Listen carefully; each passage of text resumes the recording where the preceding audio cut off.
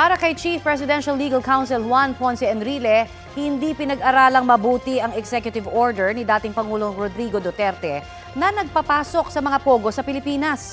Ang nooy tagapagsalita ng dating Pangulo na si Harry Roque, iimbestigahan na rin dahil sa posibleng koneksyon niya sa mga pogo. Balitang hatid ni Tina Panganiban Perez. Sa pagharap ni Atty. Harry Roque sa pagdinig ng Kamara tungkol sa mga pogo, inusisa siya kaugnay sa bahay sa Benguet na ni-raid dahil sa posibleng koneksyon sa mga pogo kung saan dalawang dayuhan ang inaresto. Nauna nang sinabi ng PAOK na isa sa mga arestado wanted para sa malawakang fraud sa China at panloloko umano sa halos 200,000 tao. Hindi ko po kakilala itong dalawang tao. Inaamin ko po that I have an interest in the corporation that owns the house. With these developments, sir, we will include former spokesperson Harry Roque in our investigation. Ipapasapi na naman dahil sa pag-iisnab sa mga komite ng Kamara si Cassandra Lee Ong. Si Ong ang sinasabing kinatawan ng Lucky South 99 Pogo sa Porac, Pampanga na sinamahan ni Roque sa PAGCOR para magtanong tungkol sa umano'y hindi nare-remit na bayad ng kumpanya nito.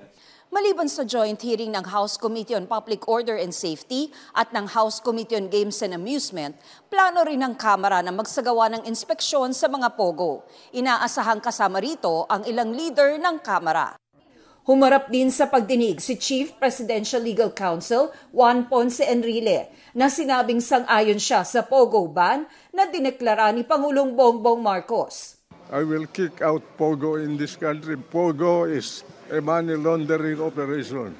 Kasama niya ang anak na Administrator and Chief Executive Order naman ng Cagayan Economic Zone Authority o CESA na itinanggi namang may Pogo roon. I want to categorically state that there are no pogos in the Cagayan Special Economic Zone and Freeport.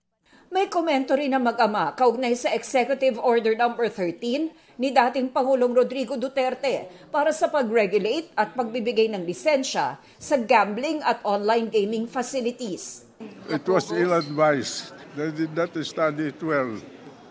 My God, Pogo was banned by Cambodia, banned by many countries in Central Asia, and we adopted it here. And why is it that until now, you have Pogos in Banban and Porac, and without PAGCOR being able to control them? Is that a wise decision, wise activity?